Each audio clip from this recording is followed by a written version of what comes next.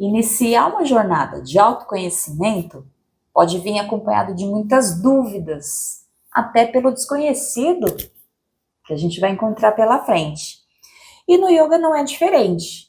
Por isso que é importante ter um instrutor, uma instrutora que vai acompanhando a sua evolução de perto, para esclarecer as suas dúvidas, os seus questionamentos, para deixar então essa jornada mais leve, mais prazerosa e muito mais positiva.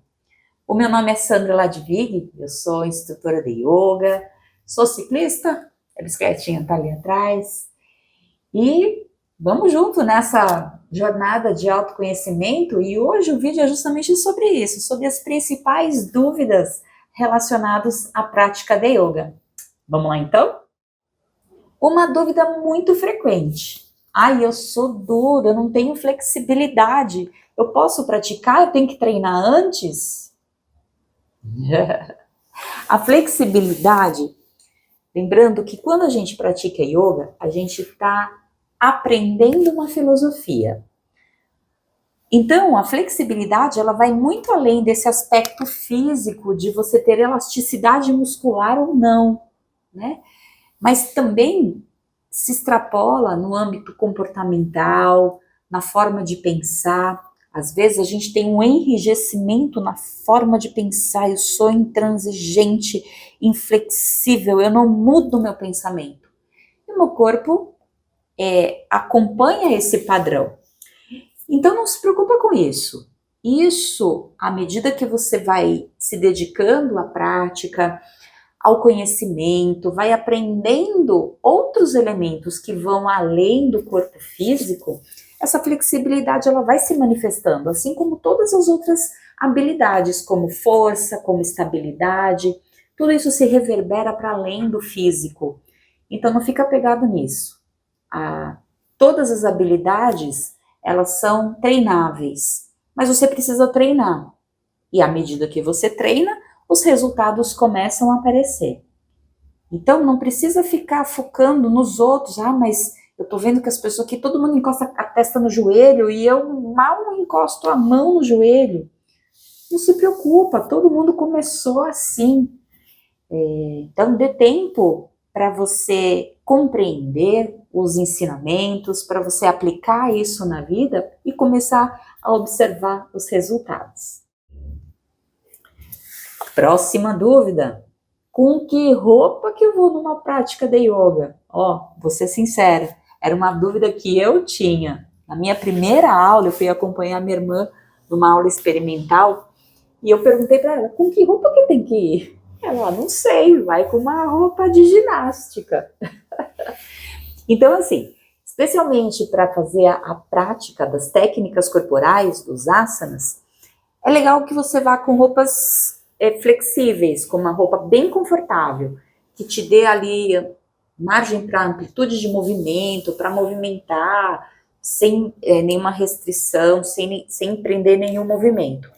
Quanto mais confortável for, melhor. A prática normalmente é feita descalça, pés no chão mesmo, usando um tapetinho. E eu sei que no frio muitas pessoas gostam de fazer a prática calçando meias, mas as meias às vezes escorregam os pés. Então você só tem que tomar cuidado em relação a isso. Se você estiver calçando meias, cuidado para não escorregar os pés e usar as roupas mais confortáveis que você puder.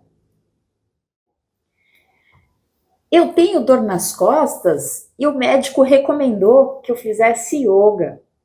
O yoga vai tratar a minha dor nas costas? Aqui é uma coisa bem controversa, porque eu já vi muitos vídeos na internet, yoga para dor nas costas. O yoga é uma filosofia, não é terapia. Embora muitas pessoas considerem, né? Já vi até título de vídeo, yoga terapia. Não é terapia, é uma filosofia. É inegável que você vai colher os benefícios da prática em relação à sensibilidade no corpo. O corpo vai se sentir melhor, porque você vai movimentar o corpo de forma mais consciente, prestando atenção nos movimentos que você vai fazendo. Se você tiver alguma restrição, algum problema, é importante que o médico, que você, primeiro assim, se tiver, por exemplo, algum vídeo, mostra para o médico o que é feito numa prática, porque muitos acham uma coisa que é completamente diferente, né? É uma prática forte, revigorante, embora tenha técnicas que trabalham a flexibilidade, mas tem muitas técnicas que trabalham força, né? Então, a integridade física é um pré-requisito. Então, não é terapia. Se você tiver algum problema no seu corpo relacionado a articulações, a músculo, problema de coluna, problema no joelho, se você precisa de um tratamento, vai procurar fisioterapia, vai procurar alguma especialidade relacionada a esse problema que você tem para fazer o seu tratamento, tá? Não busque no yoga algum tipo de terapia. Ah, mas eu vou melhorar? Claro que vai, né? Vai trabalhar o corpo com consciência, trabalhar musculatura, alongamento, flexibilidade, força, fortalecimento, consciência. Então, tudo isso te dá elementos até para você proteger mais o seu corpo, prevenindo lesões, que é muito legal, por exemplo, para atletas, para quem faz corrida, para quem pratica ciclismo, para quem pratica qualquer esporte. O autoconhecimento, prestar atenção no corpo e sentir, previne muitas lesões. Então, a gente trazer esse olhar mais atento e apurado e sentir, opa, eu fiz um movimento que eu senti ali um desconforto. Você já vai corrigir aquele movimento. Pensa bem, quando você está ali numa esteira, correndo, com fone de ouvido e nem prestando atenção no movimento que você está fazendo. De repente, você está correndo ali sem técnica, sem prestar atenção no movimento, e sai da prática ali meio dolorido, dores articulares. Isso provavelmente é pela falta de atenção que você aplicou durante a sua prática. Aplicando mais atenção, estando ali presente, que é uma habilidade desenvolvida através da prática da yoga, isso faz com que durante a sua prática esportiva você tenha um melhor rendimento, melhor performance, sem machucar o seu corpo. Mas yoga é ginástica? Não, não é ginástica. Embora tenham técnicas, os asanas, que trabalham intensamente o corpo, não é ginástica, não tem esse escopo de atividade física.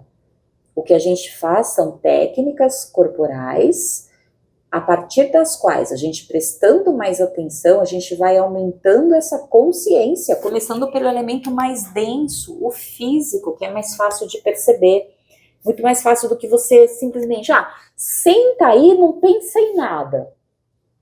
Ai meu Deus, eu não posso pensar em nada, e agora? Pronto, já pensou, né? Então a gente começa a educar a mente a trazer atenção para elementos específicos, para momento presente. Então você vai atuando nesse patamar de concentração, começando pelo que você sente, pelo que você consegue ajustar a posição, que é o elemento mais denso. E isso vai promovendo um autoconhecimento e o alcance a essa consciência a patamares mais sutis de consciência. Na minha primeira aula, eu vou conseguir fazer todas as técnicas? Não, provavelmente não. Dependendo, claro, do instrutor, da instrutora, da modalidade que você escolheu. No Swastika Yoga, especialmente comigo, os meus alunos sabem bem disso, dificilmente a pessoa vai conseguir fazer tudo na primeira aula. E não só na primeira aula, mas nas demais também. Por que isso? Porque o nosso ego, ele é meio condicionado a querer já fazer tudo logo de cara, perfeitinho, porque eu sou super produtiva, consigo fazer tudo logo de primeira. E isso vai fechando o nosso canal de aprendizado. Então, uma coisa que eu percebi que para mim funcionou e por isso que eu aplico muito nas minhas aulas é justamente ter esse elemento que traga ali um certo grau de desafio e até de estímulo a, putz, eu não consigo fazer isso. Ai, calma aí, deixa eu tentar fazer de novo. Eu tenho um pouquinho de ar competitivo comigo mesma, né? Eu gosto desse momento de autossuperação, mas não por vaidade, mas sim por curiosidade mesmo, né? De entender, calma, não consegui, deixa eu ver, né? Especialmente ao que diz respeito ali às técnicas, a tudo isso que envolve autoconhecimento. Mas eu sei que em outras partes da minha vida, eu tenho um pouco desse comportamento de, eu não sei, então isso não é para mim. Eu tenho essa consciência. E quando a gente consegue observar isso, através do treino de desafios, a gente começa aos poucos a mudar esse modelo mental, a mudar essa forma de interpretar e até de reagir. Então a gente começa a se propor a enfrentar novos desafios, a querer compreender um pouquinho melhor lados da vida que às vezes a gente não entende muito bem, que tem até um certo bloqueio. Então tudo isso atua na nossa forma de interpretar o mundo e na nossa forma de reagir a tudo isso. Eu posso fazer uma prática de yoga depois de uma refeição? O ideal é que haja um espaço entre a refeição e a sua prática de mais ou menos umas 2 horas. Para que você já tenha feito ali o processo da digestão, para não causar nenhum desconforto durante a sua prática, especialmente se ela tiver ali na sua composição os asanas, que são as técnicas corporais, ou kriyas, as técnicas de purificação orgânica. Isso às vezes pode causar algum tipo de desconforto abdominal. Então o ideal é que você não faça nenhuma refeição com pelo menos 2 horas de antecedência. Se for para fazer alguma refeição, faça depois da sua prática. Eu vou ficar dolorida depois da minha aula? Isso é muito relativo, isso depende de como você cuida do seu corpo, se você tem alguma prática física rotineira. Se você está numa situação mais sedentária, provavelmente vai ficar com dores musculares sim, mas isso ficaria em qualquer outro tipo de atividade que trabalhasse o seu corpo, né? Trabalhar musculatura, de início, vai gerar ali uma dorzinha muscular, mas pela ativação das fibras musculares, né? E a prática do Swastika Yoga, nós fazemos com permanências nas técnicas. Claro que aqui nos vídeos as permanências são um pouquinho mais curtas, mas para quem faz aula comigo, online ou práticas presenciais, a permanência, ela é um fator presente e até uma permanência um pouco mais longa nas técnicas, né? Então, trabalhando bem ali a parte muscular, articular, preparando mesmo a estrutura física para proteger, para preservar toda essa estrutura, alcançando assim longevidade. Então, para mim, nas minhas aulas, é um fator bem presente nas práticas, né? Claro que isso vai mudando de instrutor para instrutor, de modalidade, os tipos de yoga, né? Então, falando em relação à minha aula, pode ser que tenha uma dorzinha muscular, que é totalmente normal, mesmo não sendo uma atividade física, mas é uma atividade que trabalha intensamente o corpo quando são feitos as técnicas corporais, os asanas. Tive até uma experiência de uma aluna que foi bem engraçado.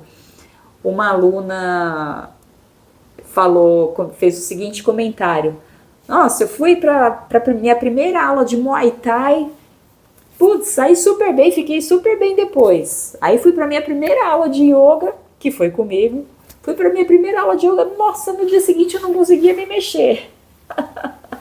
Então foi um comentário bem engraçado, mas foi a reação que ela teve, e tudo bem, não tem problema nenhum nisso. É simplesmente porque até o estímulo da técnica é um pouquinho diferente, é com isometria, é com permanência. Então a gente acaba ativando fibras musculares diferentes e isso, claro, que tem um resultado no corpo. Eu sou uma pessoa muito distraída. Acho que o yoga não é para mim. Ah, é aí que você se engana. E olha só, a distração, a forma como a mente fica distraída, isso não é só uma coisa que acontece com você, não. Acontece, eu acho, com 99,9% das pessoas. Ninguém nasce concentradinho. Claro que isso é uma habilidade que a gente vai treinando. Então, a distração durante a aula, ela é muito normal. E tudo certo, tudo bem. Não precisa se sentir mal por isso. Isso acontece com todas as pessoas. Mas à medida que você vai treinando, você vai começando a treinar a mente, condicionar a mente a estar focada e prestando atenção na técnica que você está realizando. Só que essa habilidade, ela é levada para fora da sala de aula. Então, olha que legal, você trabalhar algo tão importante como a concentração e levar essa habilidade para o seu trabalho, para o seu esporte, para o momento em que você está se relacionando com a sua família, com seus amigos, isso traz uma outra experiência de vida, traz uma outra realidade. Olha só, pensa na seguinte situação, você está lá conversando com alguém que você não vê há muito tempo e aí fica lá o teu celular o tempo todo com mensagem de WhatsApp, de coisas totalmente aleatórias. E você fica lá falando com a pessoa assim, a quem? E não está nem presente conversando com a pessoa. Você deixou de viver com plenitude aquele momento, porque esse fator aqui te distraiu. Então a gente começa a aprender a valorizar o tempo presente e as ações que nós estamos fazendo nesse tempo presente. Então, esse estado de presença permite que a vida seja muito mais significativa, que as experiências sejam muito mais transformadoras, muito mais profundas. Então, quando você estiver no seu trabalho, você vai se dedicar ao seu trabalho. Quando você estiver ali praticando a sua modalidade esportiva, você vai estar focado nela. Quando você estiver ali aproveitando um momento de descontração com a tua família, você vai estar presente ali na tua família. Isso você vai trabalhando através das práticas de yoga, conquistando cada vez mais essa habilidade mental. Homens praticam yoga? Claro! Lembrando das origens do yoga, se você não assistiu esse vídeo, assista no vídeo Swastika Yoga, eu falo um pouquinho sobre a origem do yoga. O primeiro mestre foi um homem, né? Um bailarino virtuoso, né? Que a mitologia o chamou de Shiva. Então, sim, é uma prática também para homens. Acontece que no Ocidente existe muito preconceito, até relacionado ali a um machismo, aos homens, assim, quererem ser durões, assim, não, essa coisa de vivenciar não é para mim. Claro que é para todas as pessoas. Autoconhecimento é para todas as pessoas, para homens, para mulheres. Viver melhor, com mais qualidade, com mais saúde e vitalidade, é para as pessoas. Então, deixa o preconceito de lado e se joga nessa experiência. E se você se identificar com ela, vai ser algo que pode transformar muito a sua vida de uma forma extremamente positiva. O yoga se restringe a asana? Não. não se restringe a asana. Embora muitas vezes a prática sempre contenha algum asana, mas não se restringe apenas a essa modalidade, esse feixe de técnica. No Swastika Yoga, por exemplo, a prática mais completa é formada por 8 feixes de técnicas. Um desses 8 feixes são as técnicas corporais, são os asanas. Mas fora os asanas, tem outras 7 partes que compõem a prática. Então não é apenas asana e também não necessariamente é a parte mais importante. É mais uma das partes. Então todas as partes são importantes, elas atuam de formas complementares, têm as suas atribuições, têm os seus resultados, as suas finalidades, mas não é apenas, né? Muitas vezes as pessoas pensando em yoga, pensam exatamente nas técnicas corporais, nos asanas. Mas isso porque é a parte que mais simboliza o yoga. Quando a gente vê uma foto de uma prática de yoga, você vê uma foto do quê? De uma asana, né? Poucas vezes você vai ver foto de alguém fazendo um pranayama, fazendo meditação, fazendo um yoga nidra, entoando um mantra, fazendo um kriya, fazendo um puja, né? Normalmente é o asana, que é aquele modelo corporal que é ali característico, mas não é apenas asana. Tem outras partes igualmente importantes e que contribuem para um desenvolvimento integral do ser humano.